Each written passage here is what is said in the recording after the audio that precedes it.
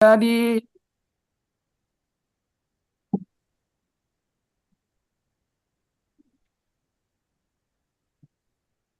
Assalamualaikum warahmatullahi wabarakatuh.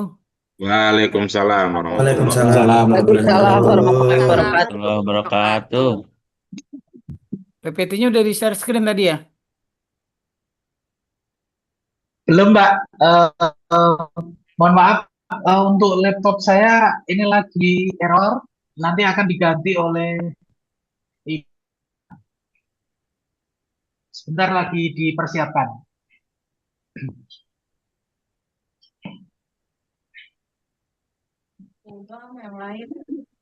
Berarti tadi nggak ada materi, ngapain aja tadi? Kosong, Mbak. Iya, makanya saya maunya proaktif. Pak, maju Pak, gitu. Ketua kelas juga harusnya proaktif. Jadi saya juga nunggu. Pak Irwan Agus itu kan warek satu itu. Saya juga mungkin lah.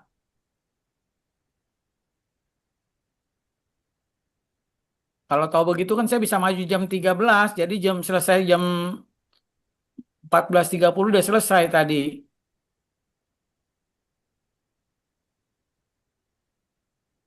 Ya udah nggak apa-apa lah daripada ini normal aja jadinya. Yang share screen siapa?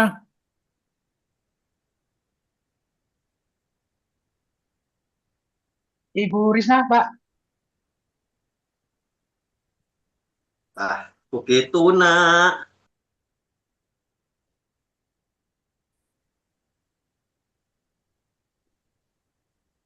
Oh, ada mobil gede. As.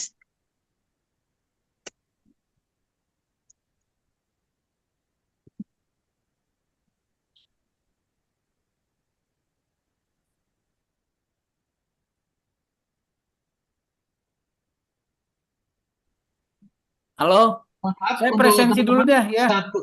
Baik, Pak. Baik Pak, baik.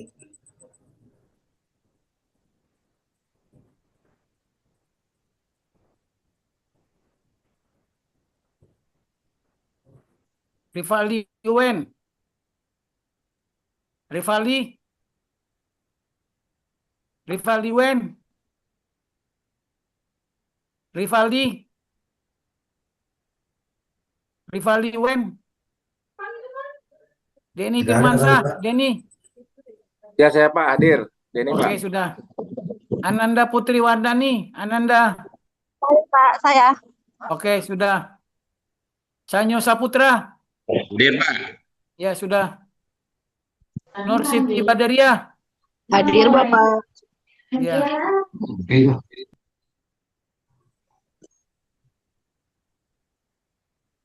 Ahmad Batara, Hadir Perlindungan, Pak, hadir ya, Pak. ya. Dea Ahmad Matin, Hadir, hadir. ya. Anissa Lima izin nih. Suprapti, tapi nggak bisa di ini. Suprapti, Pak, ya, ada Pak. sudah. Rizka Mahardika, Hadir Pak, Rizka. oke. Sela Istiqomah, Sela, Sela, Sela Istiqomah, nggak ada ya. Ntar kasih tahu ketua kelas, saya udah panggil 3 kali ya. Anwarudin Putra Pamungkas, Anwar, Present Pak. ya oke. Rani Supriyani, Hadir Bapak. ya sudah. Sahrul Amjah, Hadir Pak. ya sudah. Cep Gaha Adi Permana, Cep KH izin Pak, ada urusan yayasan. ini yang ngomong siapa nih? Eki. Egi, ya udah. Tapi nggak bisa dicontreng, Gi. Paling saya ditulis di sebelah kanannya izin. Nani Tia Purwairanti. Nani, Hadir Pak, hadir. oke, Sinyal terbaru susah ini. sekarang. Ya, sudah. Puji Lestari. Mana ya? Puji, Puji Lestari. Puji Lestari. Saya lewatin yang ada nggak ini ya. Puji Lestari. Wahyu Nurdin. Wahyu. Hadir Pak, hadir. Ya sudah. Tazkia Vini Herlina. Elviani. Keluar, Pak. Keluar, Pak.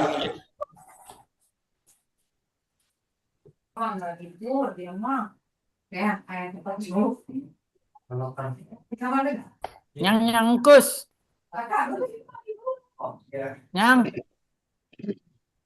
Nyang Kus. Hadir, Pak. Oh, hadir. Hadir. Ya sudah. Risa Herunisa. Hadir, Pak. Ya, Hadir. Sudah. Nur Fazria. Hadir, Nur. Pak. Ada Nur. Hadir. Oke, sudah. Ada Ire. hadir, Pak. Hadir. Ire. Hadir, Pak. Ya sudah. Arifin. Hadir, Pak. Ya sudah. Saya Pul Oktavani. Hadir, Pak. Hadir. Sudah. Ya sudah. Abdul Aziz Al-Ghifari. Hadir, Pak. Sudah. Mintar sih. Hadir, Pak. Hadir. Ya sudah. Ahmad Ridwan. Ahmad Ridwan hadir, Pak. Ya sudah. Mutiara Safira Anastasia. Mutiara. Nggak ada ya. Mutiara ya. Udah 3 kali ya. Mutiara nggak ada. Elizabeth Asibuan. Elizabeth. Elizabeth Asibuan. Elizabeth. Nggak ada juga ya Elizabeth. Friski Febriska Towaki. Friski. Friski nggak ada juga ya. Ini bereretan nih dari Mutiara, Elizabeth, Friski nggak hadir. Muhammad Ridwan. Hadir, Pak. Oke, sudah. Ubaidillah Artam. Ubay. Hadir, Pak. Hadir. Sudah. Ari Rekno Ultamarani. Hadir, Pak. Ya Hadir. sudah. Rian Erdiana. Hadir, Pak. Hadir. Ya sudah. Vicky Fauzan. Vicky. Vicky kan ada Vicky Fauzan. Vicky Fauzan. Nggak ada ya. Abdul Muiz. Abdul Ada, Muiz. Pak. Hah? Nggak ada. Nggak ada ya Abdul Muiz ya. Eki Pranata Simanjuntak. Eki. Ada, Pak. Ada. Oke, sudah. Ratna Heni Susanti. Ada, Pak. Sudah. Farida Sari. Hadir, Pak. Ada. Ya, sudah. Wahyati. Ada, Pak. Ya, sudah. Arif Rosmalina. Hadir. Ya, sudah. Utami Chandra Kusuma. Utami. Nggak ada ya Utami ya. Ahwan Januar Raspianto. Ahwan. Hadir, Pak. Hadir. Ya, sudah. Agus Soleh. Gus. Hadir, Pak. Oke. Ya, sudah Gus. Risna Afriansa. Risna. Hadir, Pak. Ya, sudah. Katarina Dwi Angelia. Katarina. Hadir, Pak Katarina. Oke, sudah. Ferawati. Hadir, Bapak. Ya. Tri Utomo. Hadir Pak. Ya, sudah.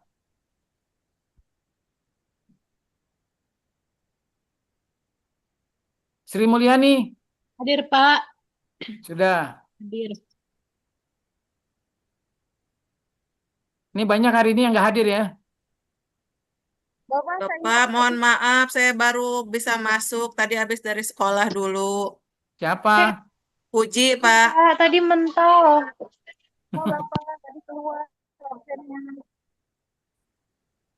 Yang yang tadi saya panggilin, siapa yang mau ini? Puji, Pak.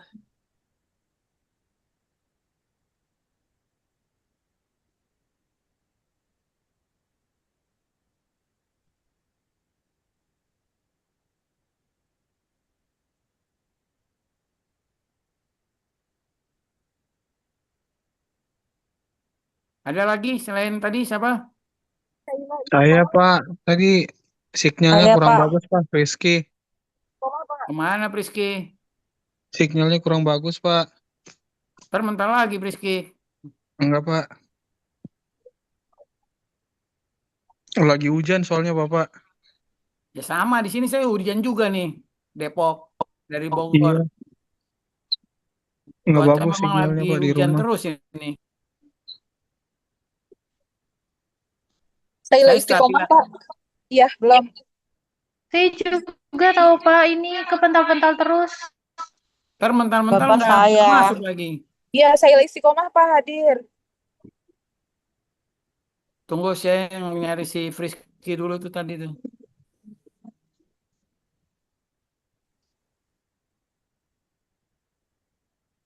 Siapa lagi yang tadi perempuan? Puji Saya sudah, istiqomah, Pak. Bu. Pak, saya istiqomah. Siapa? Saya Bapak Puji. istiqomah. Satu-satu. Saya. Saya istiqomah. Puji udah Iya. belum, Pak? Sudah. Baik, terima Saya, kasih, Pak, Pak. Mutiara. Pak, saya, Pak, Mutiara. Bapak. Bapak nggak ada suaranya? Halo. Halo, sudah. Bapak, saya, Mutiara. Elizabeth Hah? udah belum, Pak? Belum. Kamu kemana, Hadir, Elizabeth? Pak, hadir. Tadi mental-mental terus 2 kali, Pak. Siapa yang ini? Yang belum? Saya, Pak, Mutiara. Mutiara Safira Anastasia. Iya, maaf ya, Pak. Dimaafin. Vicky Paujan ada? Saya maaf. Saila sudah belum, Pak? Maaf. Saya udah. Ya, terima kasih, Bapak. Pak Vicky Paujan nggak ada. Abdul Muiz ada? Abdul Muiz. Vicky Paujan hadir, Pak. Kamu kemana, Vicky? Ada apa sinyalnya, Pak, ininya? Kayak anak kecil juga ini. Sinyal. Padahal di Jawa ini. Rivaldi, Wen ada Rivaldi? Nggak ada ya, Rivaldi yang 00. Cep Gaha izin, Taskia keluar. Abdul Muiz nggak ada. Utami Chandra nggak ada. Udah. Ya udah dilanjut aja yang presentasi hari ini. Dipersilakan. Baik, terima kasih yang saya hormati Bapak Dr. Rino dan rekan-rekan semua. Selamat siang menjelang sore. Semoga semua dalam keadaan sehat walafiat. Kami dari kelompok 10 ingin mempresentasikan hasil diskusi kami, yaitu makalah tentang pendidikan lintas budaya dalam perspektif ekonomi dan politik. Kami beranggotakan saya sendiri, Tri Utomo, kemudian ada Ibu Ferawati, kemudian ada Ibu Sri Mulyani, Ibu Katarina Dwi Angela, kemudian ada Ibu Risna Arfiansyah. Next.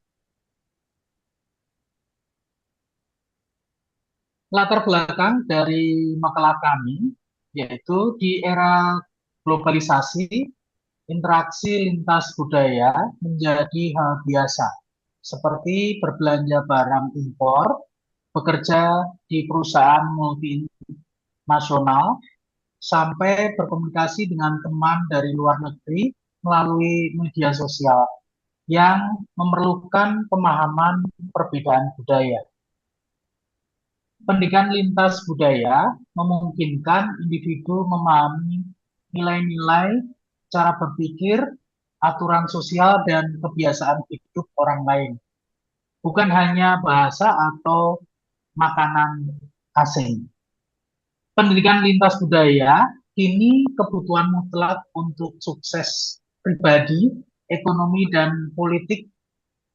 Tanpa itu akan sulit berkolaborasi dengan orang lain, menghadapi tantangan global dan berkontribusi pada pembangunan negara. Makalah ini membahas tentang dampak pendidikan lintas budaya dalam perspektif ekonomi dan politik. Pada kondisi pendidikan lintas budaya di Indonesia dan di dunia saat ini, interaksi keduanya, dan tantangan serta solusi yang dihadapi dalam kasus nyata. Next.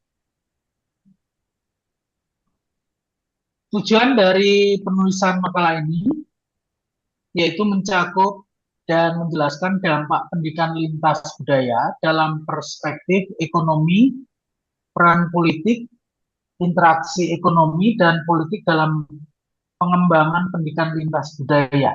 Kemudian, identifikasi tantangan dan solusi saat ini.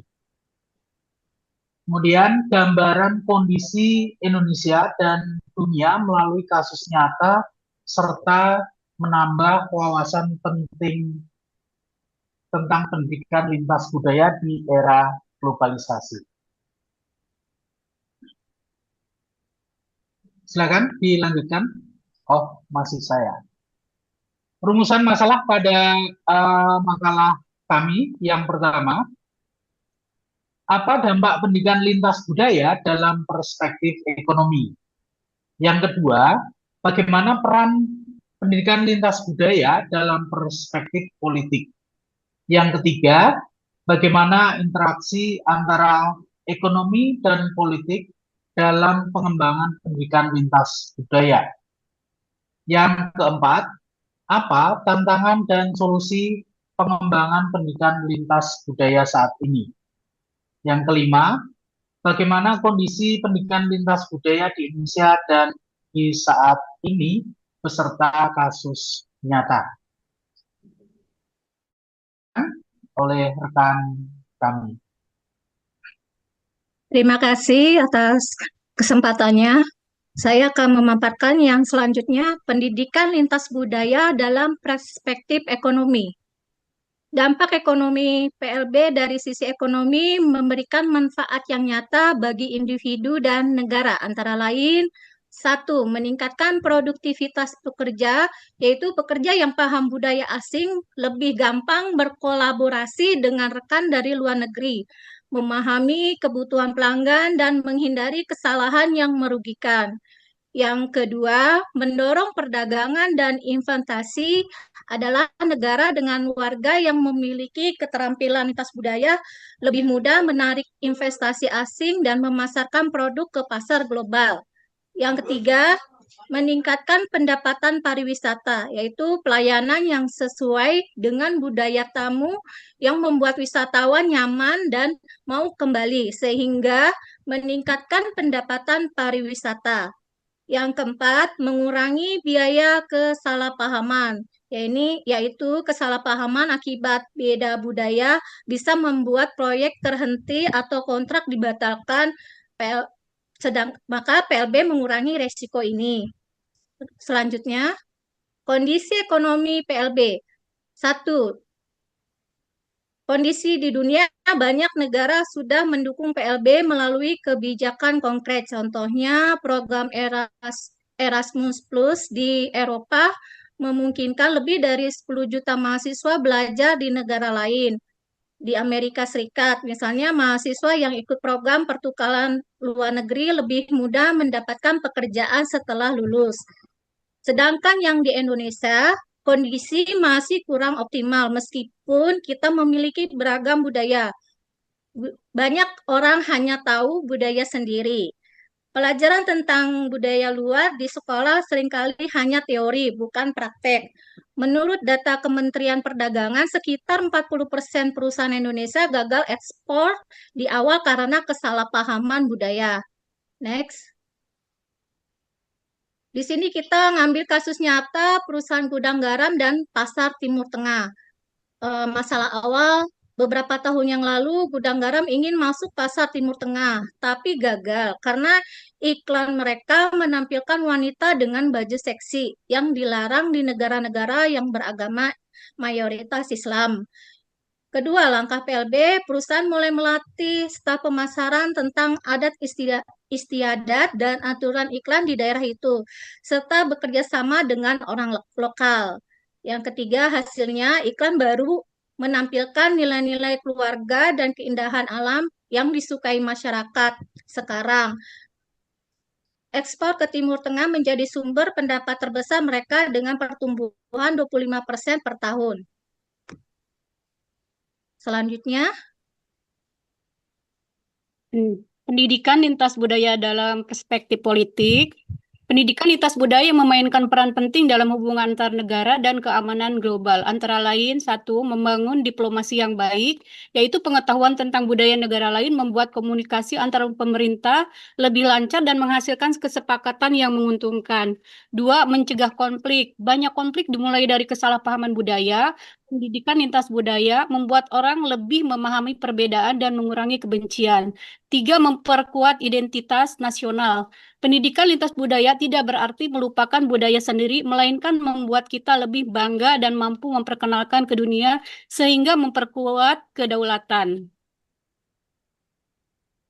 Kondisi politik pendidikan lintas budaya yang ada di Indonesia, satu, pemerintah memiliki beberapa kebijakan seperti materi budaya luar di pelajaran PKN dan program pertukaran mahasiswa melalui Ditjen Dikti, namun implementasinya tidak merata di daerah pedalaman. Akses ke pendidikan lintas budaya sangat terbatas. Survei LSM Perdamaian Budaya Indonesia menunjukkan 60% warga pedalaman tidak pernah mendengar tentang pendidikan lintas budaya. Yang kedua, di dunia, organisasi internasional seperti UNESCO dan PBB mendorong pendidikan lintas budaya.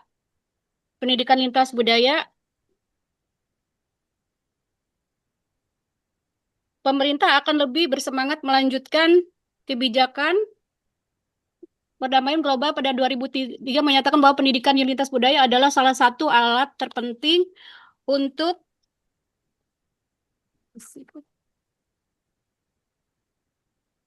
mengatasi konflik global. Ya, kasus nyata konflik di Maluku dan peran pendidikan lintas budaya. Yang pertama adalah masalah awal pada awal 2000 Maluku mengalami konflik antara Muslim dan Kristen yang menyebabkan lebih dari 5.000 orang meninggal. Salah satunya penyebabnya adalah kesalahpahaman budaya dan keyakinan.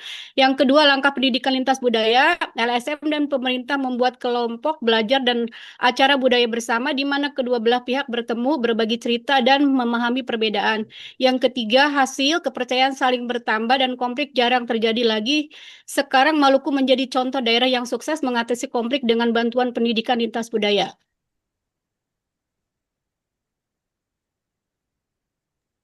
Baik, selanjutnya interaksi antara ekonomi dan politik dalam PLB.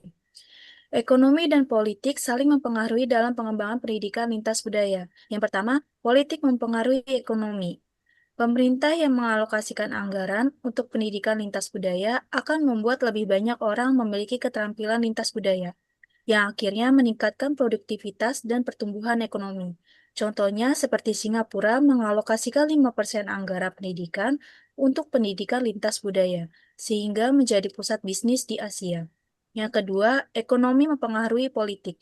Ketika ekonomi tumbuh karena ekspor dan investasi yang didukung, pendidikan lintas budaya, pemerintah akan lebih bersemangat melanjutkan kebijakan pendidikan lintas budaya. Contohnya Vietnam, mulai mendorong pendidikan lintas budaya pada tahun 2010 untuk menarik investasi setelah ekonomi tumbuh 7% per tahun selama 5 tahun. Pemerintah memperkuat kebijakan pendidikan lintas budayanya pada saat itu.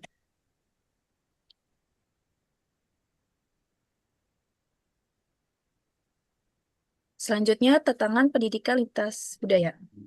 Tantangan yang dihadapi yang pertama, anggaran yang kurang memadai untuk pelatihan, fasilitas, dan program pertukaran.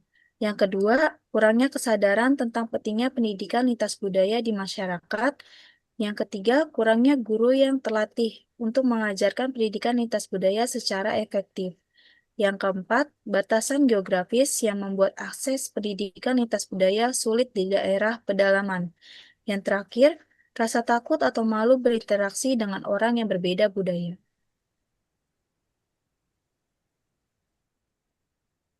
Baik, selanjutnya yaitu mengenai solusi yang bisa dilakukan dalam menghadapi tantangan pendidikan lintas budaya ini. Yang pertama yaitu meningkatkan anggaran ya. Jadi di sini pemerintah juga perlu mengalokasikan anggaran yang lebih besar dan berkelanjutan pelaksanaan pendidikan lintas budaya ini. Anggaran ini dapat digunakan untuk seperti contoh misalnya pengadaan bahan ajar, kemudian pelatihan guru, serta penyelenggaraan kegiatan lintas budaya di sekolah. Selain itu, keterlibatan pihak swasta juga seperti perusahaan melalui program Corporate Social Responsibility atau CSR dapat menjadi alternatif pendanaan untuk memperluas jangkauan program PLB, khususnya di daerah yang memiliki keterbatasan sumber daya. Kemudian yang kedua yaitu meningkatkan kesadaran. Upaya peningkatan kesadaran ini masyarakat terhadap pentingnya pendidikan lintas budaya dapat dilakukan melalui media kampanye, kampanye edukatif, seperti contohnya di media sosial, sekolah, dan tempat kerja. Kampanye tersebut dapat berupa penyebaran cerita nyata tentang keberagaman budaya, kemudian film pendek, diskusi publik, hingga pertunjukan seni dan acara budaya. Dengan cara ini tentu masyarakat diharapkan dapat lebih memahami nilai toleransi, kemudian saling menghargai, dan pentingnya hidup berdampingan dalam keberagaman. Selanjutnya yang ketiga yaitu melatih guru. Guru memiliki peran strategis dalam keberhasilan pendidikan lintas budaya. Oleh karena itu, perlu diberikan pelatihan rutin yang berfokus pada metode pembelajaran yang praktis, kemudian kontekstual, dan menyenangkan. Pelatihan ini dapat mencakup penggunaan studi kasus, budaya lokal, permainan edukatif, diskusi kelompok, pembelajaran berbasis proyek. Dengan kompetensi yang memadai, guru dapat menyampaikan materi PLB ini secara lebih efektif dan relevan dengan kehidupan sehari-hari. Kemudian yang keempat, ada solusi menggunakan teknologi. Pemanfaatan teknologi menjadi solusi penting untuk menjangkau wilayah terpencil dan daerah pedalaman. Contoh kelas daring, video pembelajaran, modul digital, serta platform pembelajaran interaktif dapat digunakan sebagai sarana penyampaian materi pendidikan lintas budaya. Teknologi ini memungkinkan siswa dan guru dari berbagai daerah untuk saling terhubung, berbagi pengalaman budaya, serta belajar tanpa terhambat oleh keterbatasan geografis. Kemudian yang kelima, membuat ruang aman. Tentunya penciptaan ruang aman ini merupakan langkah yang penting untuk mendorong interaksi positif antar budaya. Sekolah dan komunitas dapat membentuk klub budaya, kemudian forum diskusi, atau menyelenggarakan acara bersama seperti festival budaya dan lomba karya seni. Ruang aman ini memberi kesempatan bagi peserta untuk mengekspresikan identitas budaya mereka masing-masing, tanpa rasa ada takut atau akan didiskriminasi, sehingga akan terciptanya lingkungan yang inklusif, kemudian harmonis, dan saling menghargai. Kemudian selanjutnya kesimpulan. Kesimpulan dari materi ini yang pertama yaitu tentu dari dampak pendidikan lintas budaya dalam perspektif ekonomi. Pendidikan lintas budaya ini memiliki dampak positif yang signifikan dalam bidang ekonomi. Ya. Pemahaman lintas budaya meningkatkan produktivitas tenaga kerja karena individu mampu berkomunikasi dan bekerja sama secara efektif dengan rekan dari latar belakang budaya yang berbeda. Selain itu, pendidikan lintas budaya mendorong perdagangan dan investasi internasional karena pelaku usaha memiliki kepekaan budaya yang lebih baik dalam menjalin kerjasama global. Kemudian sektor pariwisata juga mendapatkan manfaat melalui peningkatan kualitas layanan yang ramah terhadap keberagaman wisatawan, sehingga berdampak pada peningkatan pendapatan. Di sisi lain, pendidikan lintas budaya mampu mengurangi biaya ekonomi akibat kesalahpahaman budaya, seperti konflik kerja, kegagalan negosiasi, dan penurunan kepercayaan antar pihak. Kemudian yang kedua, peran pendidikan lintas budaya dalam perspektif politik. Dalam perspektif politik ini, PLB memainkan peran penting dalam membangun hubungan diplomasi yang harmonis antar negara. Pemahaman budaya yang baik tentu membantu mencegah konflik yang disebabkan oleh perbedaan nilai, norma, dan cara pandang. Selain itu, pendidikan lintas budaya juga berkontribusi dalam memperkuat identitas nasional dengan menanamkan kesadaran bahwa keberagaman budaya merupakan bagian dari kekayaan bangsa. Dengan demikian, pendidikan lintas budaya juga mendukung penguatan kedaulatan negara melalui terciptanya stabilitas sosial dan politik yang kondusif. Kemudian yang ketiga, keterkaitan antara ekonomi dan politik dalam pengembangan pendidikan lintas budaya. Tentu ekonomi dan politik memiliki hubungan yang saling mempengaruhi dalam pengembangan pendidikan lintas budaya. Kebijakan politik menentukan arah dan besaran alokasi anggaran untuk pelaksanaan pendidikan lintas budaya, termasuk dalam sistem pendidikan nasional. Sebaliknya, ketika pendidikan lintas budaya ini menghasilkan dampak ekonomi yang positif, seperti peningkatan investasi, produktivitas, dan pendapatan negara, pemerintah akan semakin terdorong untuk mempertahankan dan memperluas kebijakan tersebut. Hubungan timbal balik ini menunjukkan bahwa keberhasilan pendidikan lintas budaya bergantung pada sinergi antara kebijakan politik dan hasil ekonomi yang dicapai. Kemudian yang terakhir, yang keempat, yaitu tantangan dan perkembangan pendidikan lintas budaya di Indonesia. Secara global, pendidikan lintas budaya telah mengalami perkembangan yang cukup pesat, ya, seiring dengan meningkatnya interaksi antar bangsa dan globalisasi. Ya. Namun di Indonesia, penerapan pendidikan lintas budaya masih menghadapi berbagai tantangan, seperti keterbatasan anggaran, rendahnya kesadaran masyarakat, serta akses pendidikan yang belum merata, terutama di daerah terpencil. Meskipun demikian, terdapat contoh nyata yang menunjukkan manfaat pendidikan lintas budaya, seperti keberhasilan perusahaan gudang garam dalam menyesuaikan strategi budaya untuk menembus pasar Timur Tengah, serta pengalaman pemulihan perdamaian di Maluku melalui pendekatan budaya dan dialog lintas komunitas. Hal ini membuktikan bahwa pendidikan lintas budaya memiliki potensi besar untuk dikembangkan lebih lanjut di Indonesia. Mungkin itu sekian yang bisa saya sampaikan. Saya persilakan untuk ke moderator. Baik, terima kasih rekan-rekan semua atas pemaparan materi pada diskusi siang hari ini. Untuk itu, kami membuka forum diskusi, baik itu pertanyaan ataupun nanti sharing dari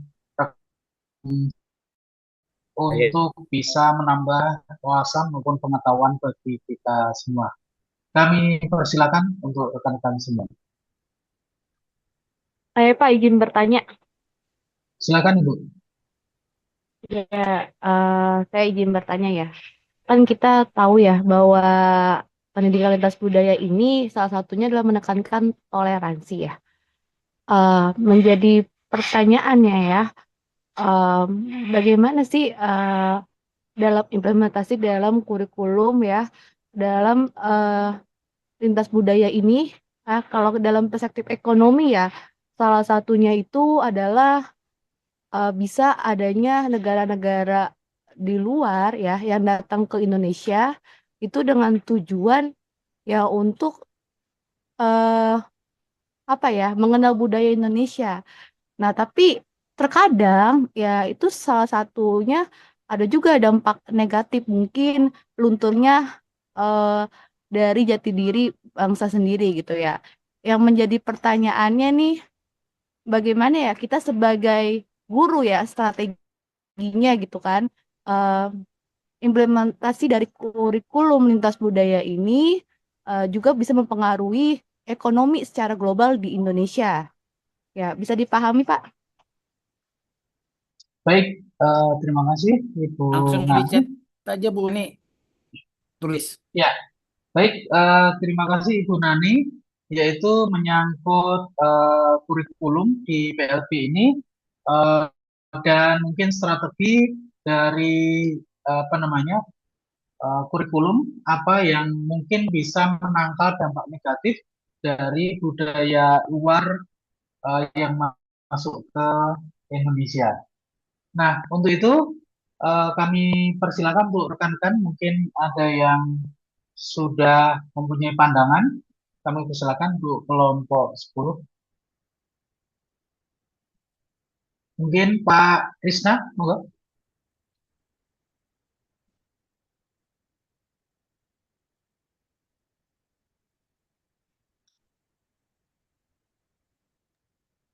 Ditampung aja dulu Pak pertanyaannya, ya sambil mikir. Baik, untuk itu karena kelompok kami juga masih berproses, tentu kami persilakan untuk rekan-rekan untuk menambahkan pertanyaan lanjutan. Kami Izin bertanya Bapak. Siapa duluan ya? Silakan Bu Rosma. Kan Bu Arif dulu, Bu Arif aja. Oh, Bu Arif, ya. Kita berandai-andai ya Pak ya. Ini kelompok 10 ya Pak? Iya. Iya, baik.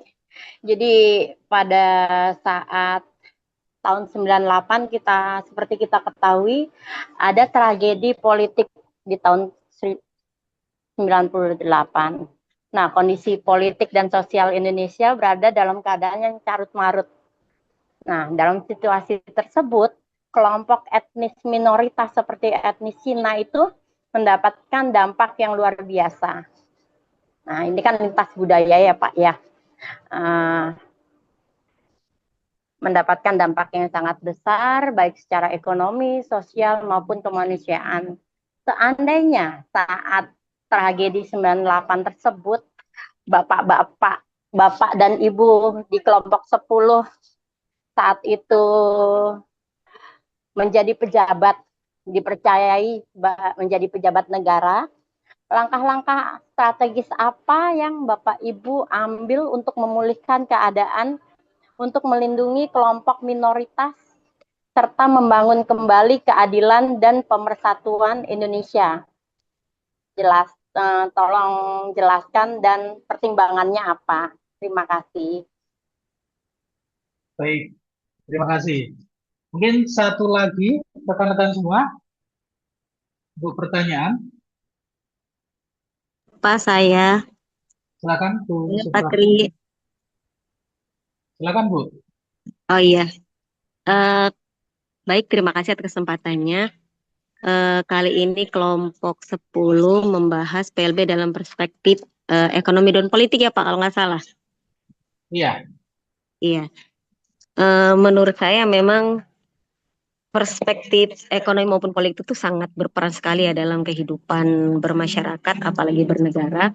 Karena mungkin kita sebagai masyarakat juga ya tidak akan bisa hidup tenang tanpa adanya stabilitas politik yang baik.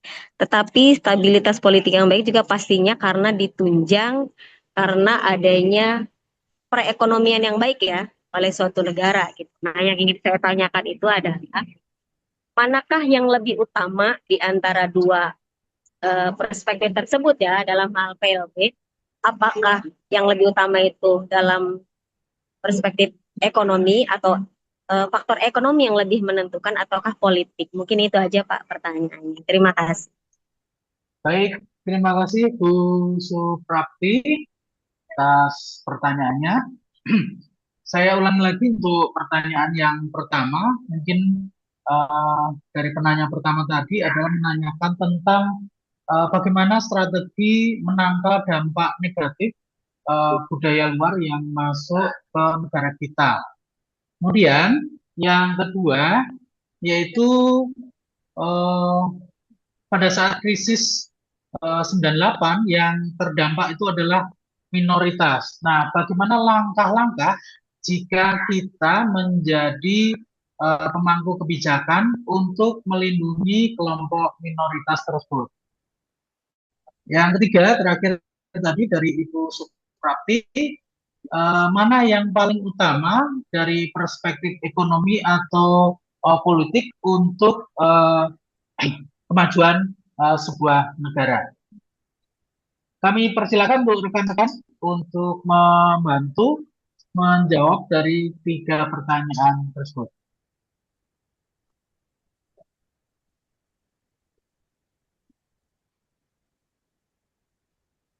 Ibu Katarina, mungkin bisa bantu, Bu.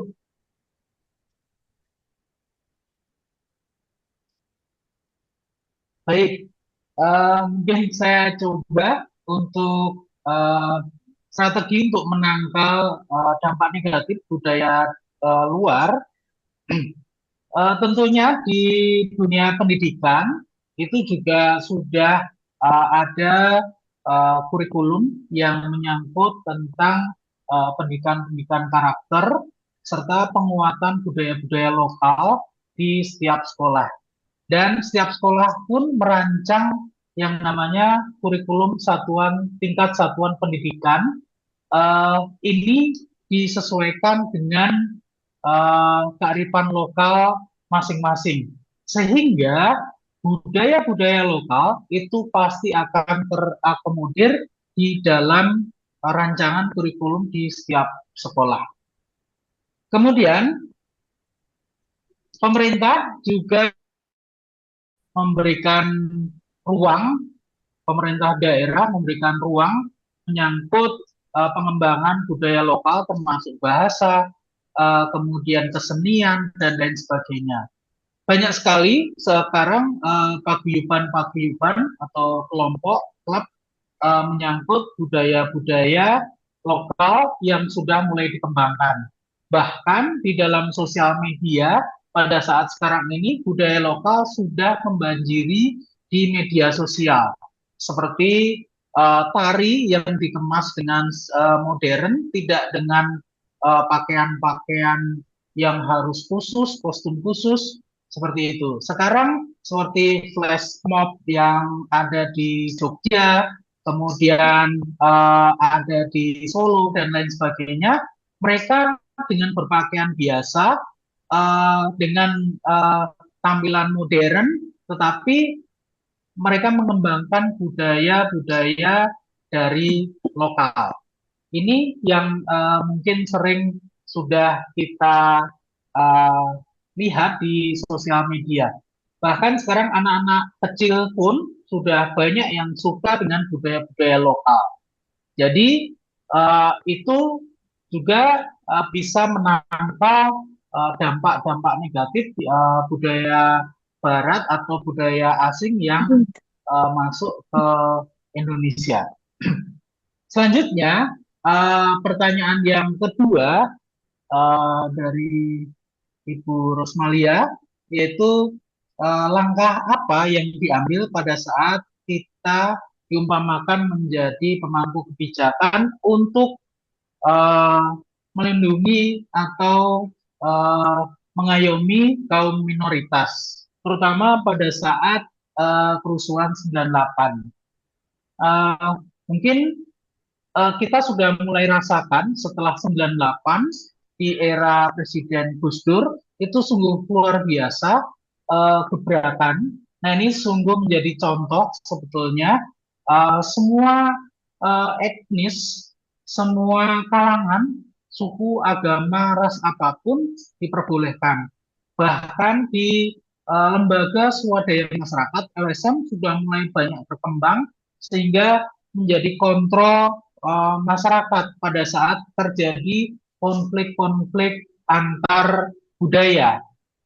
Nah, inilah saya kira sungguh menjadi rujukan bagi kita. Pemerintahan Gus Dur mulai setelah 98 itu sungguh betul-betul memulihkan keadaan dan betul-betul mengayomi.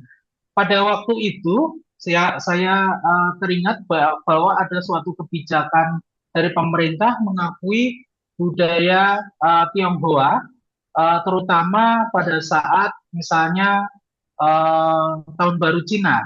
Dan bahkan mereka juga mengembangkan barongsai yang pada saat sekarang ini sudah menjadi tontonan umum dan menyaingi reog, menyaingi jaipong, dan lain sebagainya. Bahkan sekarang lebih melejit daripada budaya-budaya daerah yang lain.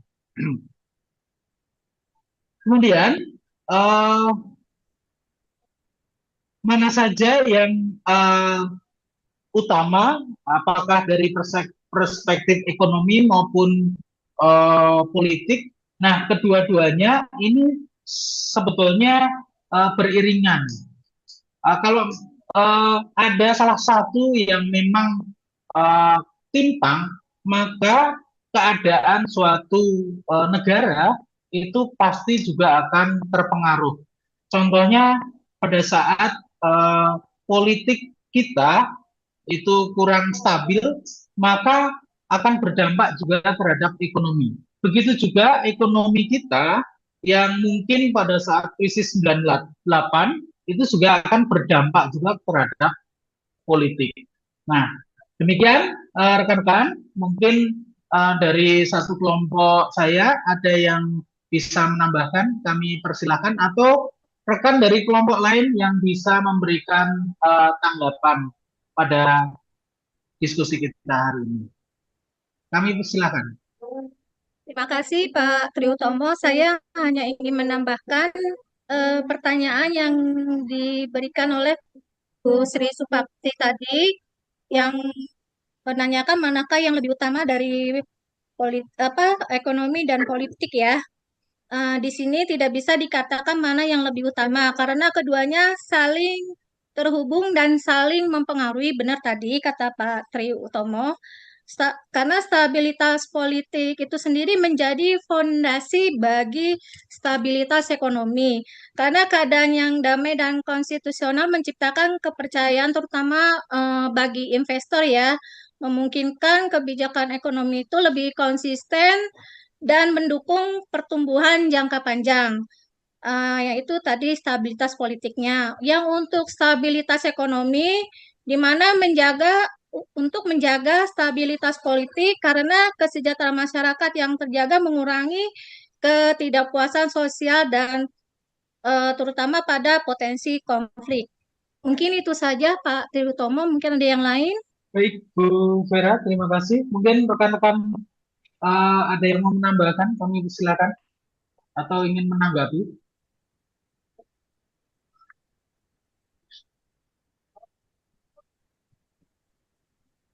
Baik, rekan-rekan, kalau tidak ada kita akan buka lagi pertanyaan berikutnya. Kami persilakan bagi kelompok lain untuk bertanya atau membuat sebuah pernyataan. Kami Halo, persilakan. Patri. Siap. Patri mau tanya, Patri. Silakan Pak Ridwan. Iya. Sebenarnya PLB ini kan salah satu alternatif kita ingin meningkatkan nilai jual bangsa kita gitu ya. Dari berbagai aspek lah gitu ya. Ya contohnya mungkin dari sisi ekonomi gitu. Nah terkadang in reality-nya kan gini ya, kita pengen nih ingin membanggakan produk Indonesia gitu ya. Cuma di satu sisi kita gitu ya, ya mungkin saya secara pribadi itu agak sedikit, bukan sedikit, banyak deh, agak ragu dengan produk nasional kita gitu ya. Contohnya salah satu kebanggaan perusahaan energi kita misalnya Pertamina gitu ya. Kita misalnya bisa berbangga hati, Indonesia apa sih yang nggak ada gitu ya. Cuman kan in reality-nya secara kualitas, secara ya semuanya lah gitu ya. Ini kan Pertamina yang agak lucu gitu ya. Maksudnya minyaknya ngambil di bumi kita, dibawa keluar, diolah gitu ya, terus diimpor lagi ke kita, terus kita beli dengan harga yang lebih tinggi gitu ya. Kalau mau di-compare dengan negara lain kayak misalnya Petronas Malaysia punya produk gitu ya, dia sangat menjunjung tinggi dia punya produk terus untuk kemaslahatan warganya sendiri. Nah, Indonesia kan negeri tipu gitu ya.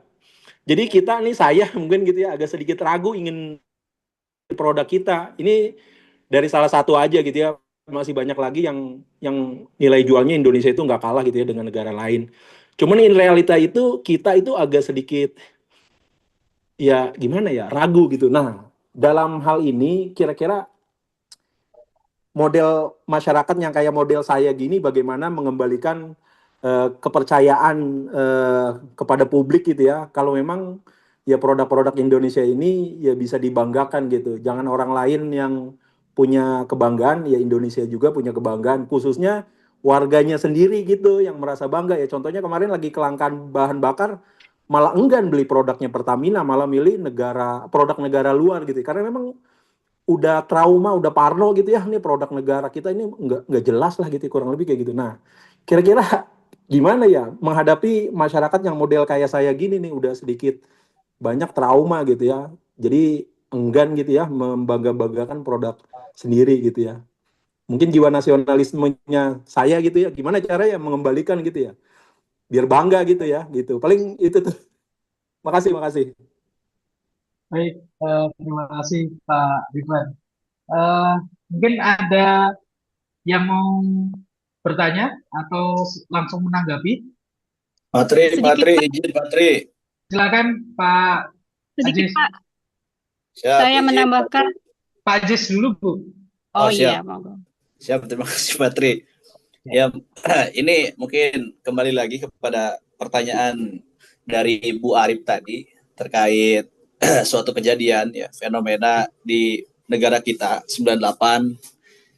Yang pertama, kalau saya pribadi ya tidak dalam sisi secara histori, karena memang saya tidak mengalami proses 98 itu seperti apa, hanya baca sejarah saja.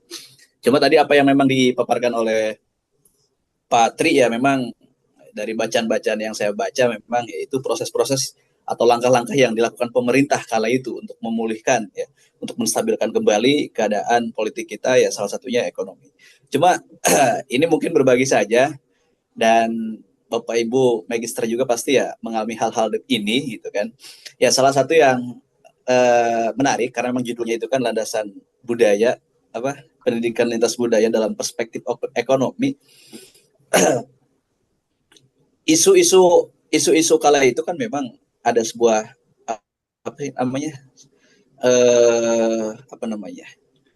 jadi ada suatu nuansa bahwa dalam sisi ekonomi itu bahwa kalangan-kalangan yang lebih dominan yang menguasai ekonomi itu kelompok ini, kelompok ini.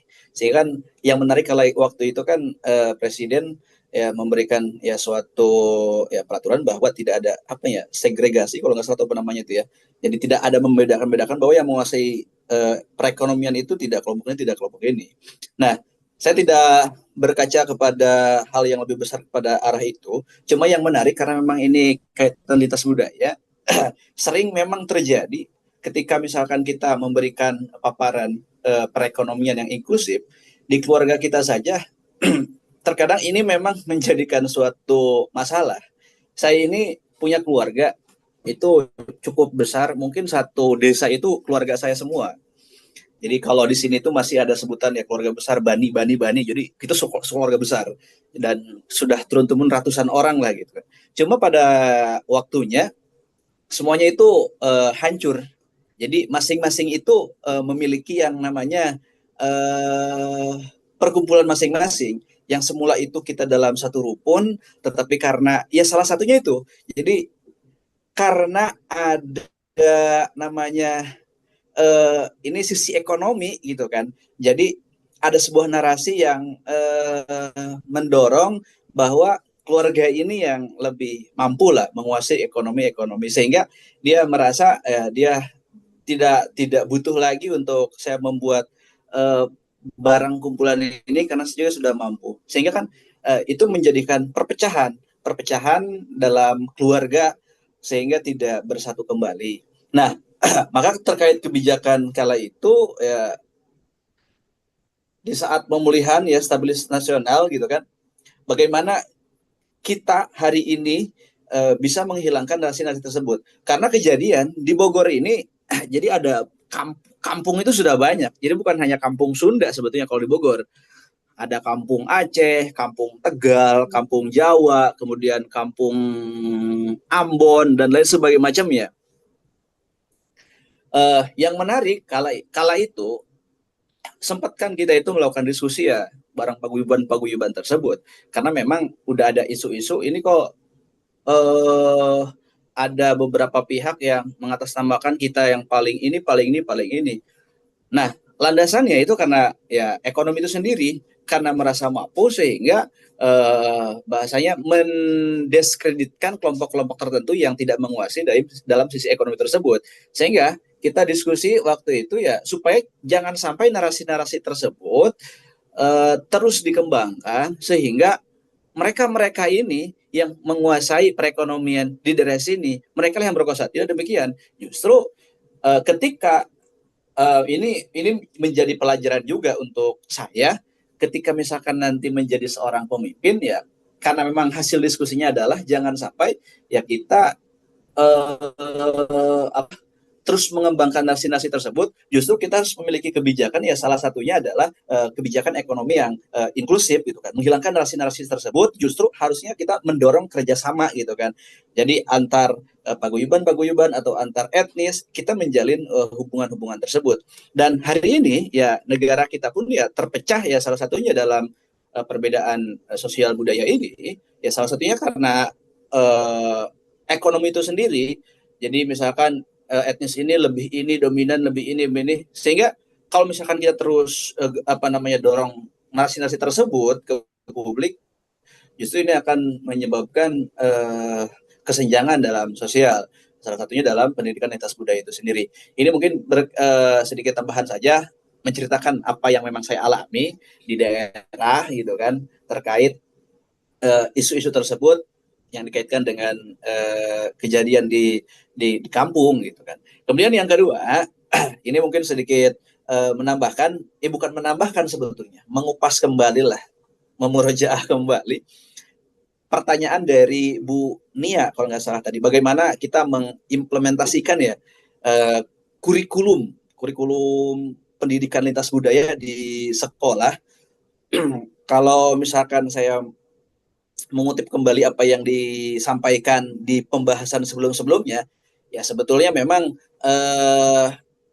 bukan hal yang baru pendidikan lintas budaya ini gitu kan dalam kurikulum ketika kita di kelas, karena memang semuanya itu kita bisa integrasikan dengan baik. Kalau misalkan di sekolah kita di kelas, misalkan ada pelajaran PAI, ya kita bisa mengintegrasikan tuh nilai-nilai lintas budaya seperti tasamuh ya, toleransi. Kemudian kalau di PAI itu ada tolong menolong atau namanya ada ukhuwah, kita saling bersaudara dan satu sama lainnya. Kemudian ada diskusi terkait berbagai pendapat-pendapat, itu pun integrasi yang dilakukan dalam mata pelajaran dalam pendidikan lintas budaya. Dan banyak pelajaran-pelajaran lainnya ya, seperti misalkan IPS atau PPKN, itu kan muatan-muatan materi itu banyak terkait keberagaman, dan itu juga ya integrasi dari pendidikan lintas budaya. Jadi penerapan pendidikan lintas budaya ya tentunya berintegrasi dengan semua mata pelajaran. Apalagi kalau kemarin Pak siapa, kalau saya lupa lagi menyampaikan ya, kaitan profil Pancasila, kemudian kurikulum yang ada itu kan bagian-bagian daripada pendidikan lintas budaya. Jadi itu Pak Dokter izin menambahkan, hadir. Baik, terima kasih. Siap. Terima kasih Pak Ajis, luar biasa. Ini berdasarkan pengalaman dari Pak Ajis dan juga ini tambahan pengetahuan bagi kita semua menyangkut tadi kurikulum yang memang dari pemerintah juga sudah memberikan pedoman-pedoman dan bisa setiap sekolah memberikan masukan atau melaksanakan atau mengadopsi dari budaya-budaya lokal yang ada dimasukkan dalam kurikulum sekolah. Baik, ini pertanyaan dari Pak Ridwan tadi, mungkin bagaimana mengembalikan kepercayaan publik terhadap mungkin barang produk dalam negeri. Mungkin dari rekan saya, Bu Sri atau Bu Vera, monggo. Atau Pak Risna.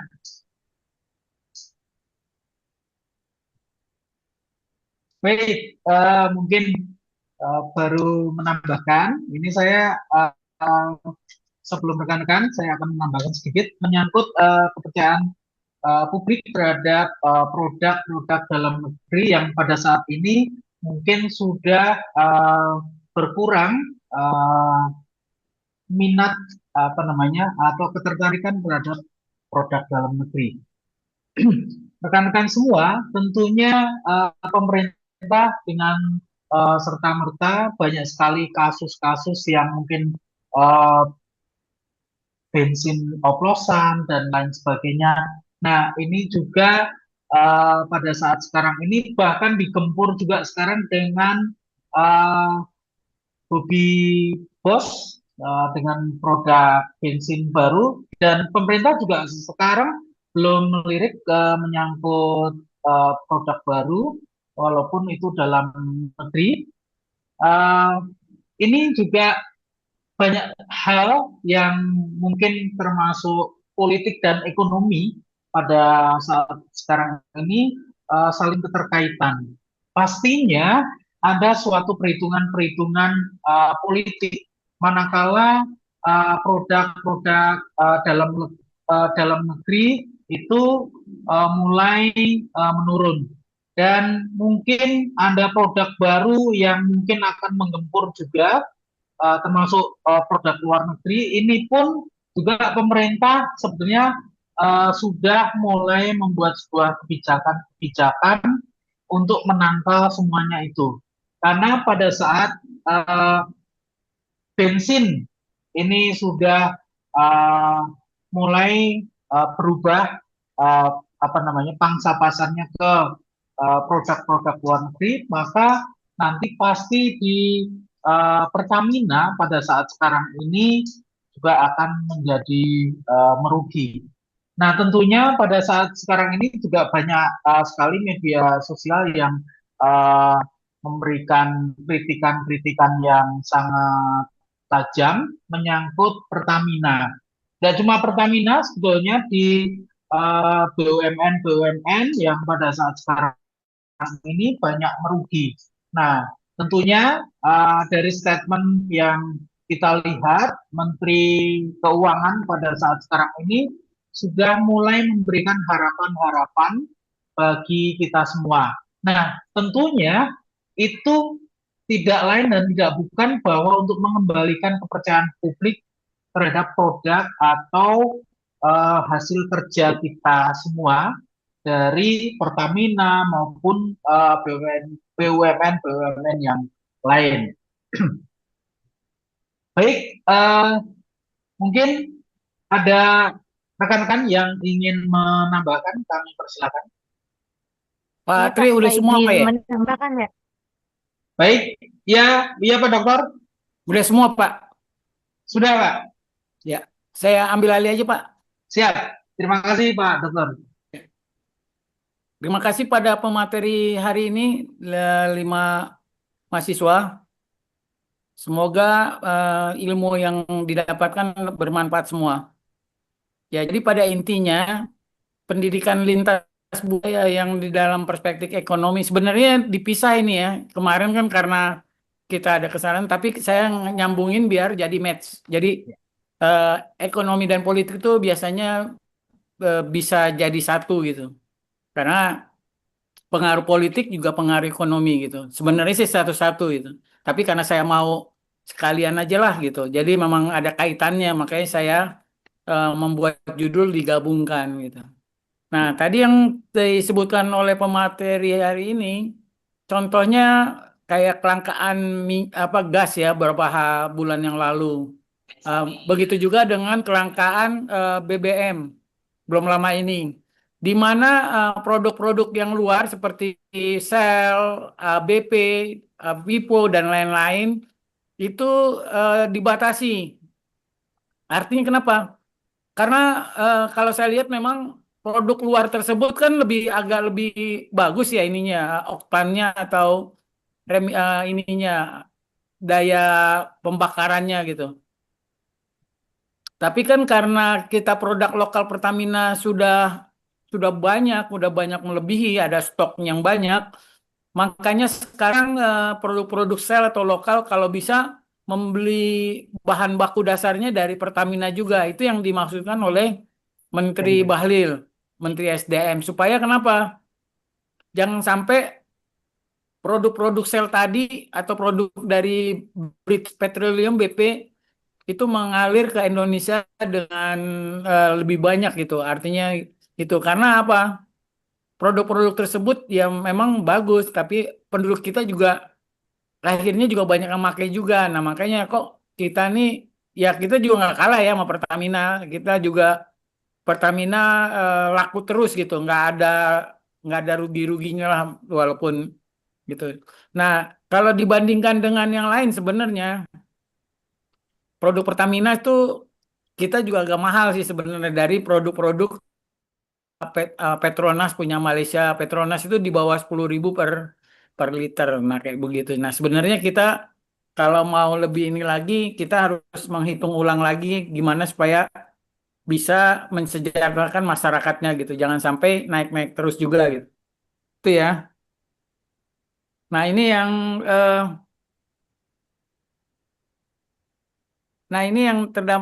pertanyaan dari Bu Nanitia nih. Kita nih sebenarnya pokoknya harus mencintai produk kita semua gitu. Semuanya nggak boleh kita meninggalkan apa yang sudah digarisbawahi oleh undang-undang, oleh peraturan-peraturan kita gitu. Jadi kita harus memajukan semua dari berbagai sektor ekonomi gitu. Gitu. Yang dari sektor ekonomi baik pariwisatanya, terus perdagangan lokalnya, misalnya kayak masyarakat menjual produk-produk lokal yang akan dijual di dalam negeri terutama. Tapi kalau bisa tembus ke luar negeri lebih bagus lagi. Produk lokal kita bisa lebih maju lagi. Supaya jati diri bangsa kita nggak terpuruk terus gitu. Kita juga udah diakui dunia bahwa kualitas semua barang-barang dari hasil dari produk pariwisata atau produk lokal kita sudah diakuin dunia juga gitu. Ini tantangan-tantangan yang kedepannya supaya bisa lebih maju lagi.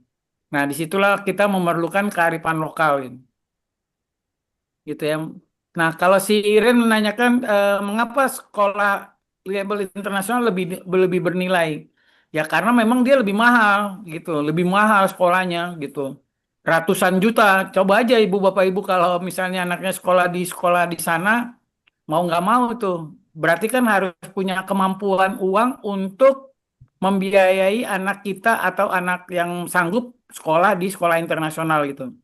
Sebenarnya kalau menurut saya sih nggak kalah juga sekolah kita yang sekolah sekolah yang kayak sekolah dasar, sekolah negeri dengan mereka gitu ya. Buktinya dari kita yang anak-anak kita ini bisa meluluskan anak-anak yang potensial juga gitu. Yang penting pada intinya kesadaran kita sebagai orang tua mengajarkan anak supaya anak itu bisa belajar lebih baik lagi. Itu lebih penting tuh. Jadi bagaimana kita mengajarkan anak kita atau anak didik kita supaya lebih bisa maju lagi gitu. Itu yang utama ya kalau yang untuk antara sekolah internasional. Kalau ibu sanggup mau sekolahin anaknya di sekolah internasional, why not? Kalau memang duitnya ada gitu. Tapi kan juga berpengap-pengap gitu, sampai ratusan juta. Saya dulu pernah nganterin anak yang sekolah di Scoop atau sekolah di Hiking kayak yang gitu di Cilandak. Waduh mahalnya udah hampir sama kayak universitas itu. Masuknya ratusan juta, 150 juta, 200 juta, ngeri-ngeri gitu. Tapi kalau kita di sekolah di dasar negeri kita belum apa-apanya gitu. Tapi pada intinya sebenarnya mau sekolah di internasional dan sekolah di yang lokal, nah negeri juga, kita tuh nggak jadi masalah. Yang penting bagaimana anak didik kita tuh bisa mencapai hasilnya nanti ya. Dia dari SD, SMP, SMP ke SMA dan ke perguruan tinggi yang akan dia teruskan minat dia di mana gitu. Itu yang lebih penting sih gitu. Jadi hasil yang nanti yang akan dihasilkan itu yang lebih penting gitu. Gitu. Jadi saya mengharapkan semuanya pada untuk bisa mempercapai anak didik kita baik dari kurikulum yang lokal mau yang internasional ya gitu ya. Nah, terus nih pertanyaan Sanyu Saputra nih. Hubungan yang global yang tadi nih dalam PLB ini, kalau kita budaya korupsi, sekarang ini ya syukur-syukur sih ya, zaman Prabowo ini belum apa-apa udah banyak yang ditangkapin yang korupsi ini. Sekarang ini yang korupsi Bupati Lampung Tengah ini gitu. Jadi dia memain anggaran. Pokoknya kalau memang budaya korupsi nggak bisa dihilangkan, ya itu tergantung orangnya Pak, Bapak Ibu. Jadi kalau memang dia udah ada di dalam hatinya, ada niat dan juga ada kesempatan, itu akan terjadi gitu pejabat-pejabat itu gitu. Udah ada niat, ya, misalnya dia mau anggaran-anggarannya dilebihkan, di markup atau di apa kan. Itu yang harus diinikan gitu supaya tidak terjadi budaya anti korupsi ini gitu. Jadi jangan sampai ya. Kalau misalnya ketahuan itu akan lebih parah gitu. Dapatnya kayak misal contoh kayak kemarin saya teman saya tuh pada si Noel tuh wamen tenaga kerja. Saya pernah ikut sama dia juga. Nah, itu dia sendiri bermain gitu untuk memperkaya diri sendiri gitu. Jadi jangan sampai ya budaya-budaya yang negatif begitu kita ikuti gitu. Kita yang lurus-lurus aja lah gitu. Supaya kita hidupnya juga berkah gitu. Itu. Nah, yang Denny Firmansyah, konflik yang di Ambon itu sebenarnya agama memang gitu. Agama karena di situ antara umat Islam dan Katolik yang ada di Ambon yang di Batu Merah itu gitu ya. Jadi eh, memang kalau di agama kan budaya Ambon kan orangnya keras-keras ya kan. Sama kayak istilahnya kayak orang Medan gitu keras gitu itunya. Jadi daerah-daerah yang panas itu kayak di Sulawesi Selatan, Palembang itu daerah-daerah atau di kalau di Jawa Surabaya itu daerah-daerah yang istilahnya kayak Bondo Nekat lah kayak begitu. Yang bisa udah tapi tidak ini juga di daerah-daerah yang tidak saya sebutkan juga ada gitu. Misalnya kayak di Kalimantan, kayak di Jakarta gitu. Jadi semua daerah yang berpotensi konflik itu asal jangan ada pergesekan aja gitu. Pergesekan saling memicu satu dengan lainnya itu yang lebih penting ya. Makanya saya mengharapkan jangan sampai kita memicu atau memprovokasi orang-orang yang tadinya baik-baik saja terus diprovokasi supaya terjadinya ini gitu. Memang sih di dalam teori konflik bisa diciptakan konflik supaya jadi konflik gimana gitu. Contohnya yang tadi kayak di 98 tadi kan, itu konflik yang direkayasa oleh pemerintah supaya dia bisa supaya terjadinya konflik gitu. Karena memang kan sudah mau habis pemerintahan Soeharto 98 dan juga tentara juga saling menjadikan nomor satu. Misalnya kayak di tahun 98 lebih orang lebih senang kepada TNI Marinir atau Angkatan Laut gitu ya. Karena apa? Karena dia merasa gimana. Tapi kan yang membuat itu kemarin yang terjadinya 98 yang nembak-nembak juga kan kayak begitu udah ketahuan gitu. Terjadi kasus-kasus yang ini banyak penjarahan di kayak di Plaza eh, di Perumnas di Klender di Klender yang di dekat Jakarta stasiun Klender gitu. Nah itu juga terjadinya hal-hal yang kita nggak inginkan atau yang tadi misalnya ada oknum-oknum yang menjarah kaum minoritas atau tanda kutip orang-orang yang minoritas Chinese atau apa ya gitu itu juga kita menyayangkan juga gitu. Misalnya adanya dibilang negatif gitu. Saya nggak mau sebutkan itu ya. Itu kita harus juga waspada gitu. Gitu. Jadi pada intinya kalau terjadi hal-hal yang seperti itu, kita juga harus mewaspadai gitu. Jangan sampai kita mau mengikut-ikut apa yang terjadi di hal-hal yang tidak menyenangkan tersebut gitu. Saya juga mau ini kayak itu ya. Nah, ini semua. Jadi pada dasarnya pendidikan lintas budaya ini tidak terlepas dari perspektif ekonomi maupun politik. Nah, keduanya saling mempunyai peran satu sama yang lainnya gitu. Misalnya kita punya kehidupan suatu negara gitu. Nah, ini ada beberapa alasan mengapa kita memerlukan peran PLB dalam ekonomi. Ya, yang pertama adalah kesejahteraan ekonomi. Jadi, bagaimana kita eh, bisa mensejahterakan ekonomi masyarakat Indonesia pada intinya gitu. Nah, contohnya kayak sekarang nih, setelah pergantian Kementerian Keuangan dari Bu Sri Mulyani ke Pak Purbaya, ternyata Pak Purbaya kayaknya lebih garcep lagi gitu. Jadi sekarang jadi bisa dijadikan panutan juga nih. Jadi setiap ke daerah-daerah Purbaya ini lebih lebih top lagi gitu. Kemana-mana udah kayak orang kayak kemarin pada Hari Guru Nasional yang dipanggil Pak Purbaya, orang pada senang, pada tepok bergembira gitu. Artinya disambut dengan antusias. Belum lagi kayak kasus bea cukai. Bea cukai itu di Tanjung Priuk diwanti-wanti. Apabila tidak bisa membereskan kepabeanan atau kebea cukaian, itu akan saya ganti di rootnya atau kepala bea cukainya gitu. Makanya dia agak takut sekarang gitu. Sekarang dia benar-benar nih jadinya nih dalam setahun ke depan Pak Purbaya udah ngancam bila tidak bisa karena kenapa? Hasil-hasil dari penangkapan itu di laporannya sedikit gitu. Banyakan yang hilang gitu. Makanya Pak Purbaya kok bingung gitu. Supaya bisa dibalikan gimana gitu. Akhirnya Pak Purbaya, pokoknya hari ini saya nggak mau tahu sampai setahun ke depan bea cukai harus diperbaiki. Nah sekarang udah mulai diperbaiki tuh sistemnya, komputernya, terus hasil-hasil.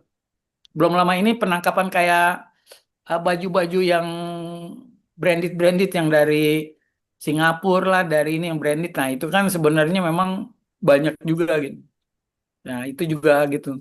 Nah, yang lebih penting lagi, kita ini di dalam kasus yang seperti tersebut juga bisa menjadikan bangsa kita bisa supaya tetap survive. Nah, disitulah makanya kita di sini perlu supaya ekonomi ini kenapa kita bisa meningkatkan produktivitas, pengurangan kemiskinan ya target-targetnya. Tapi kalau dalam tahap-tahap sekarang ini untuk makanya kan kita target ini kita 6% apa sekarang ini kemarin kan baru 5% gitu. Padahal ditargetin kalau lebih bagus lagi bisa sampai 8% gitu. GDP kita gitu. Nah, kita supaya bisa dengan bisa dekat 6 menuju sampai 8% kita bisa meningkatkan kualitas hidup kita gitu. Kualitas bangsa kita supaya kemiskinan kita turun gitu. Tapi kalau dilihat-lihat kayak sekarang, padahal dijadikan politik juga ini masalah ketenaga kerjaan. Contohnya orang-orang yang kayak sekarang lebih enak pergi ke luar negeri ada aspek kayak daripada tinggal di Indonesia gitu. Karena kenapa? Merasa di Indonesia kekurangan tenaga kerja gitu. Di tenaga kerja kita eh, nggak bisa masuk gitu. Artinya pemenuhan perusahaan-perusahaan nggak bisa kita masuki gitu. Makanya orang-orang kayak merasa di sini pengangguran kayak jadi meningkat gitu. Kenapa Oke ya. lagi?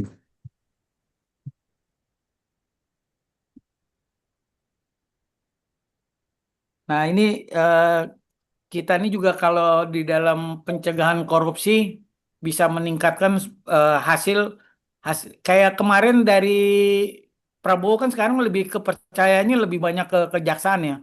Kayak contohnya kemarin berapa triliun sampai di hasil dari penangkapan kejaksaan uangnya dipamerkan uang cash gitu. Akhirnya apa?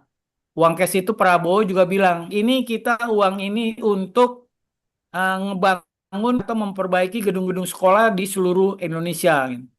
Nah, itu suatu langkah-langkah yang bisa meningkatkan pendidikan anak kita yang lebih baik lagi. Misalnya sekolahnya memang udah rapuh, pesantren atau sekolah apapun juga nanti gitu. Karena banyak sekolah-sekolah kita di luar-luar daerah yang yang sudah lapuk, sudah tua atau nggak bisa lagi untuk melaksanakan pendidikan kita gitu. Mungkin dari saya itu ada yang mau bertanya atau mau menambahkan, dipersilakan.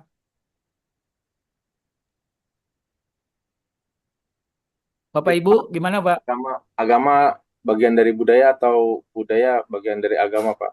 Kemudian lintas budaya agak blur, apakah lintas agama juga, apakah perlu pendidikan lintas agama? Ini cuma curiosity saja, Pak.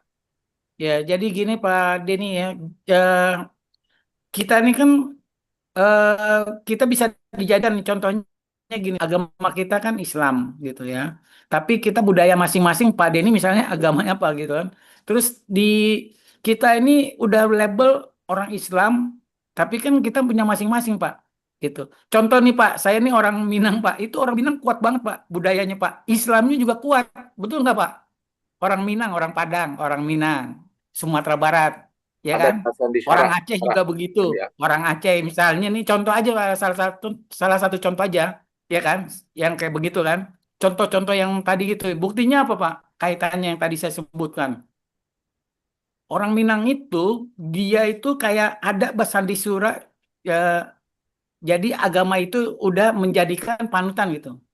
Jadi surat Al-Quran menjadikan dia ini supaya sebagai imamnya dia Pak gitu. Jadi bagaimanapun juga itu ada keterkaitan gitu. Ada Basandi Sura, eh, ya saya lupa dipakainya kayak gitulah, saya lupa. Jadi bahasa bahasa Indonesianya kita bersandikan dengan Allah gitu pokoknya gitu. Adat bersandikan Al-Quran dan kita bertujuan dengan tujuannya ke Allah Subhanahu wa taala gitu. Itu jadi di situ dengan adanya pemikir-pemikir di Sumatera Barat, orang-orang Minang, itu orang pintar-pintar semua, Pak. Jadi dia pemikir-pemikir kayak zaman revolusi, coba lihat Bung Hatta, Agus Salim, ya nggak, Pak? Itu kan orang agama Islamnya kuat bener, Pak. Ya kan? Pintar-pintar semua, Agus Salim, Muhammad Hatta, M. Natsir. Itu semua tokoh-tokoh agama, tokoh-tokoh politik. Ya nggak, Pak? Bener, Pak? Nah, itu buktinya kan jadi. Tapi kita kalau mau dipurkonin atau mau dibedakan, kalau mau di yang mana dari hasil politik itu bisa ke agama mau dipurkon, di pembeda gitu, bisa Pak gitu. Tapi eh, ini juga melekat juga di dalam agama politik itu Pak gitu. Gitu. Jadi kalau mau purkon bisa dibedakan, tapi kalau memang mau di dikaitkan, kayak tadi saya bilang dicontohkan bahwa politik adalah juga agama juga yang tadi saya contohkan bahwa orang-orang kita tidak lepas dari ada juga yang kayak di zaman dulu kan baik orang Kristen kayak gitu kan Pak, ya orang Kristen kayak tokoh-tokoh dari Indonesia Timur ya sama gitu, itu sama juga karena dia tokoh agama Nasrani atau agama Buddha gitu, karena dia kan memperjuangkan dengan kepolitikan lokal dia mereka yang ada di daerah Amaramis atau yang dan lain-lain gitu. Itu Pak. Jadi ya bisa di harus dipisahkan gitu kalau mau dijadikan purkon gitu.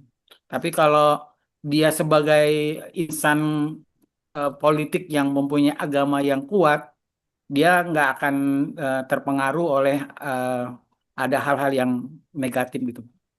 Mungkin gitu Pak Denny. Ya, jadi Pak Denny harus bisa membedakan mana yang kalau lagi berforum kayak gini lah Pak, saya ambil contoh, kita ini kan politik non-blok nih Pak kan, tapi kita kenapa bermain kayak dua kaki atau kayak Amerika, itu standar ganda semua Pak gitu. Jadi standar ganda itu kita bagaimana kita menguntungkan gitu. Kalau menguntungkan kita bermain dengan Rusia, terus kita bermain dengan Amerika gitu ya kan. Padahal Amerika, wah kamu kok main ini sama Rusia, kemarin Prabowo datang ke Rusia gitu. Padahal ada negosiasi karena kenapa Pak? Politik ini juga sama Pak. Politik yang Amerika tuh juga dia seolah-olah mau mengikuti bahwa dia mau bilang Palestina oke, ini tapi sementara nih Israel masih tetap ngegempur-gempur gitu kan. Kayak begitu kan. Jadi standar ganda dia di belakangnya ada Amerika. Kalau Israel udah ya tembak-tembakin aja lagi gitu yang orang-orang yang ada di Gaza gitu. Terus Amerika nanti seolah-olah dia ngomong Pak, Israel gitu. Jadi standar ganda pada politik kan, padahal di situ kan kayak ini gitu. Agama-agama yang karena Israel juga nggak punya agama, Yahudi gitu kan dia merasa, saya nggak merasa berdosa ngebunuh orang gitu. Gitu. Jadi Indonesia untuk mengirimkan 20.000 tentara juga ke Israel, ke Gaza, ke Palestina, Israel ketar-ketir.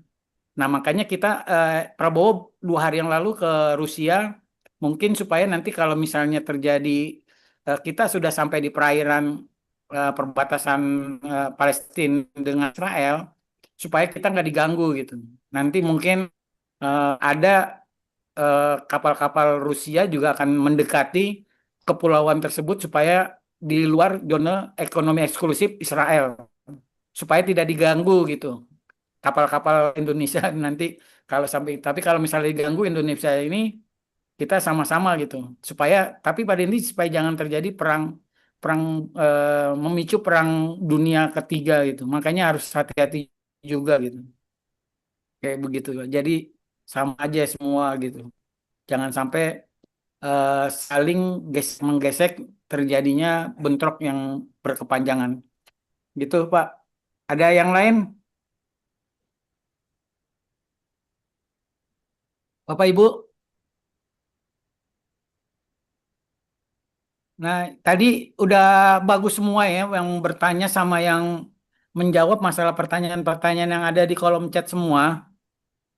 Minggu besok kelompok siapa yang maju yang kita tatap muka ya? Luring minggu depan. Ya, Pak Eki atau Pak Parlin? ya jadi minggu depan Pak di pertemuan luring kita perwakilan dari beberapa kelompok. Ya. Saya, Pak Sanyo, Pak Nyang-Nyang, dan Ibu Suprati. Iya. Ya, jadi apa namanya kita nanti akan menyusun pembahasan dan bahan-bahan materi untuk presentasi di satu ring. Ya, yang peran media itu Pak ya, Pak Parlin ya. Ya, Pak Parlin, ya. minggu depan bila ada dosen yang dia tidak ngajar, Pak Parlin langsung WA saya. Oh, emang boleh Pak? Saya pikir nggak boleh begitu. Ya boleh. Tadi juga kalau Pak Agus nggak ada, boleh Pak. Oh, Yes, tidak pikir jadi nggak saya boleh lupa. Pak. Waktu itu saya pernah bilang waktu awal-awal, bila ada dosen yang memang nggak ini, boleh Pak gitu Pak. Jadi saya misalnya ada yang materi pertama misalnya jam 7, saya masih ada yang ini, boleh Pak jam 7 pagi saya misalnya ada dosen yang nggak ini, yang penting 1,5 jam. Baik Pak, baik Pak. Gitu. Ya, Jadi ya. kasih tahu kan gitu Pak. Jadi saya maunya sih sebenarnya ada apa namanya, bisa menyampaikan Pak, saya lagi kelas kosong nih Pak, kayak gitu. Jadi sama-sama enak Pak. Bapak juga selesainya cepat gitu kan. Kayak tadi kan Bapak jatuhnya nunggu tuh 1,5 jam. Betul, betul. Nunggu. Saya pikir ada Pak Agus tadi Pak gitu. Iya, baik Pak. Baik, Pak. Itu Pak ya. Iya, ya. Ya, terima kasih semua telah mengikuti materi luring terakhir hari ini. Minggu depan kita tatap muka dan Januari perkiraan tanggal 9, 10, 11 kita UPM nih Pak ya. PLB ini UPM, ujian penentu ini apa penjaminan mutu. Jadi kita UPM ini adalah UPM nih, PLB ini gitu. Ya, saya mengharapkan semua bisa mengerjakan dengan baik. Dan juga saya ngasih tahu Pak, saya soalnya bukan saya sendiri Pak. Jadi di dalam PLB ini ada dosen yang Jumat, dosen yang sekarang ada ini, ada kelas yang lain PLB. Jadi itu saya berkolaborasi. Mungkin saya cuma diambil satu karena ada 6 dosen atau berapa. Kalau 5 dosen ketahuan diambil satu-satu gitu. Gitu. Jadi jawab aja semua. Kalau bisa jawabnya jangan yang simpel-simpel gitu. Kenapa? Jadi kalau jawabnya simpel aja, misalnya langsung ke tujuan kenanya, itu jangan gitu. Kamu ajak ini dulu aja, ajak beranalisis dulu. Dianalisiskan dari pertanyaan-pertanyaan tersebut. Nanti di ujungnya baru mengenai sasarannya gitu. Itu jawaban yang begitu. Jangan sampai kita langsung menuju ke sasaran jawaban. Jangan. Dianalisiskan dulu nih cara jalannya nih. Kita kalau mau ke Unindra, mau lewat Pasar Rebo, dianalisiskan dulu supaya gimana gitu. Karena dengan analis gitu bisa ketahuan kalau lewat Pasar Rebo, lewatnya macet misalnya. Atau mau lewat Condet, atau mau lewat Pasar Minggu, atau mau lewat TB Simatupang dari Lebak Bulus, kan gitu kan banyak jalan. Bagaimana kita sasarannya ke Unindra yang di Ranco di Gedung A ini gitu. Itu sih jangan sampai gitu ya. Jadi harus jangan sampai langsung nembak Unindra gitu. Yang penting ada analisisnya dulu tadi tuh. Di mana yang macet nih, misal Pasar Rebo atau lewat TB Simatupang dianalisiskan dulu gitu. Mungkin dari saya demikian. Billahi taufiq wal hidayah. Assalamualaikum warahmatullahi wabarakatuh. Waalaikumsalam warahmatullahi wabarakatuh.